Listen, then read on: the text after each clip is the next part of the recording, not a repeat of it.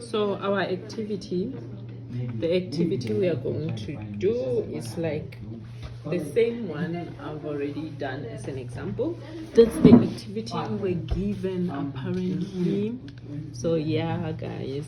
So it says suppose we have oh sorry. Suppose we have I don't even know this thing is sterkinol, whatever. This is film number one, and then film number two we have film testic, and then film number three we have movie screen. And then film 4 we have big screen cinema. So let's say big screen cinema and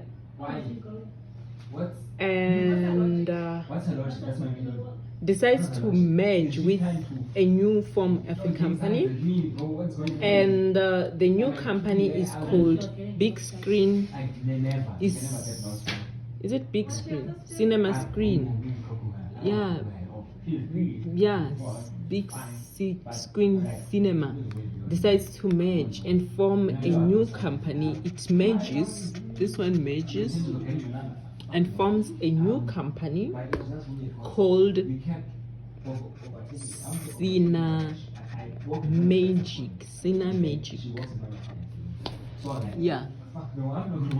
And then now Cinemagic is controlling 80%, 85%, let's say 80%.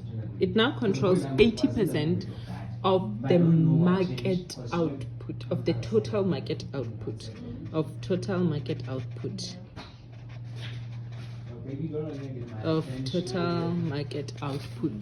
and our total market output is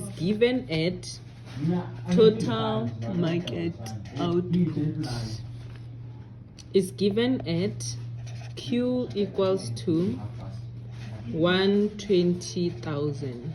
Let's say that's our total market output. So it's 120,000 movie tickets. I love movies. Okay, and then the rest of the 4 films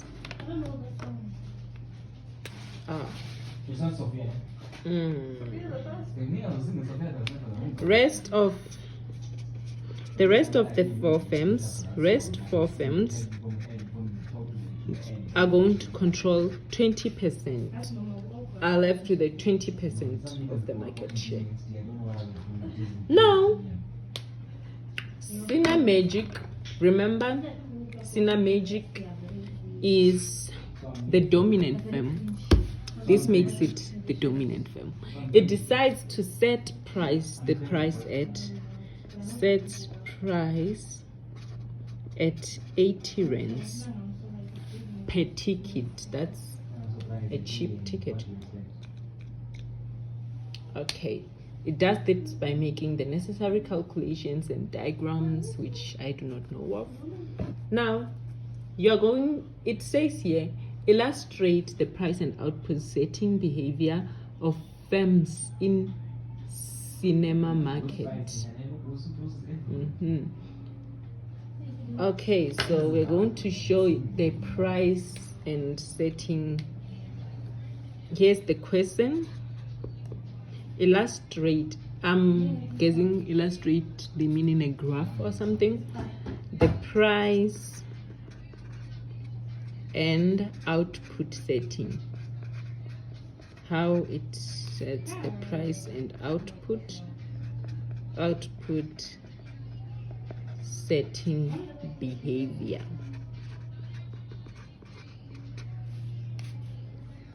of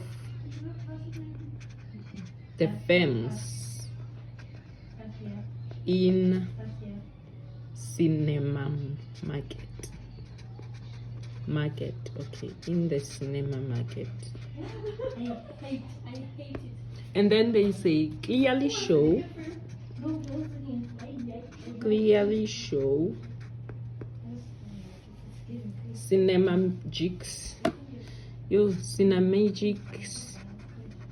Cinemagics demand curve, D curve, price, and output. This is the first thing you should show. The second thing to show, they say, show the rest of the firm's industries, the other rest for in the industries, outputs, and price. And then also show the total market demand. Total market demand on for movie tickets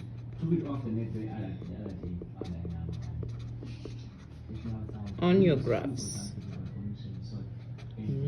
Graphs, yay. Here's our question. We're given 4 firms, and then this one merges with a new firm, we don't know which one, and it forms a new firm called Cinemagic, which controls 80% of the total output of the market, which the total output is 120,000, and the rest they're going to control 20%, the rest of the 20%. And now let's show all this information. Whoa! So the first thing we're going to do is we are going to calculate the Cinemagics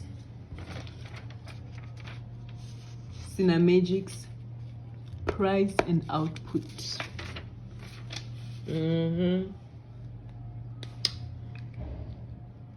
Oh yeah. Oh, why am I doing this? Cinemagic's output. Cinemagic output. Oh, output. Sorry, I wrote a Q right there. It's going to be 80% of the market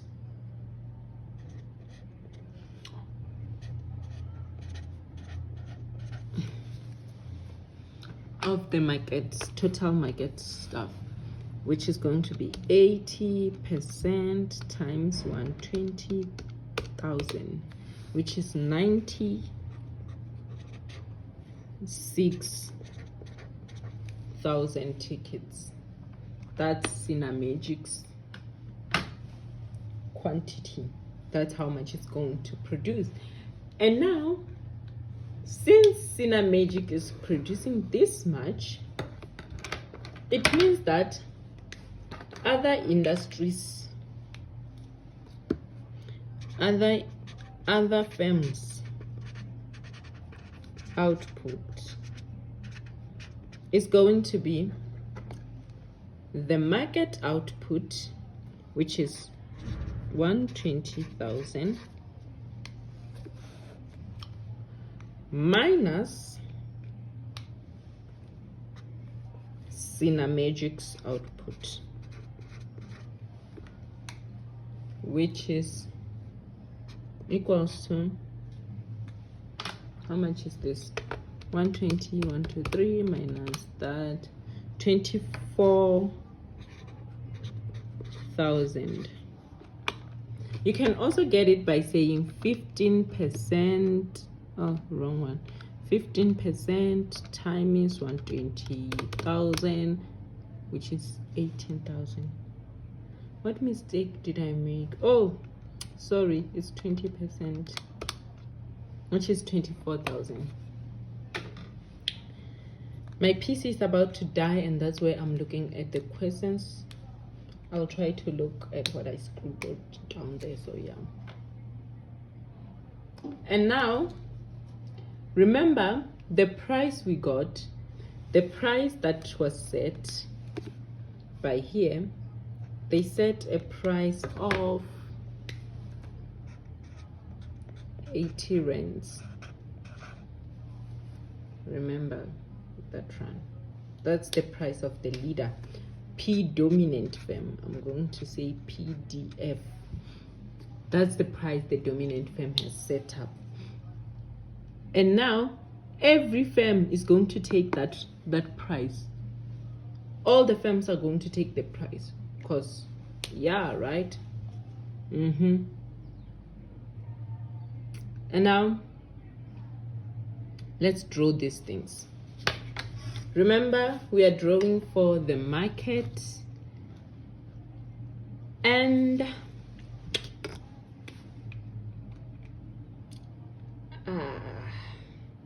the firm and market. We need the one for the market, right? This is our market. Our market is going to be a simple supply and demand. But in order to get the market, we need the firm. We're going to use the dominant firm here.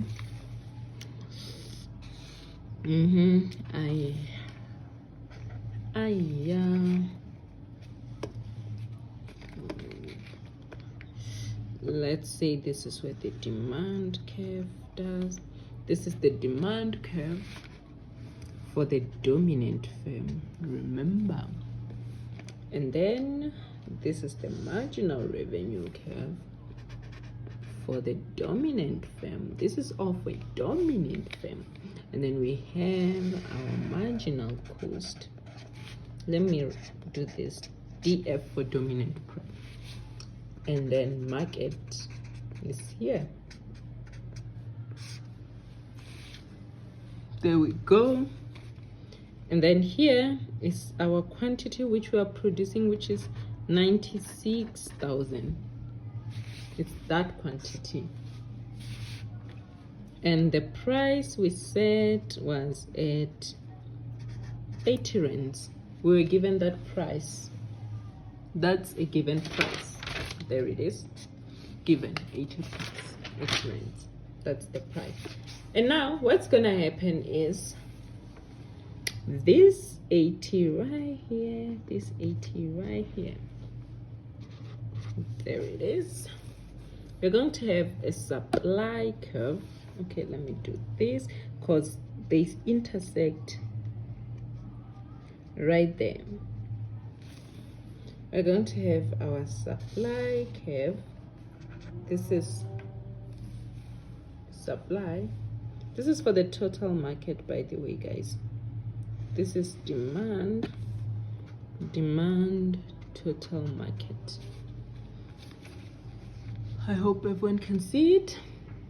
And then here, this one is going to be the market, which is 120,000. Did I write it right? Yes, 120,000. And here we are going to have the one for the other four firms, which is 24,000. And this difference should give us that. Oh, you can see. This difference should give us that. That's all that was needed for us to do.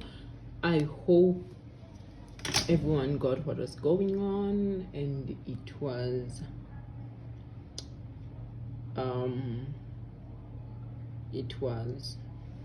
clear.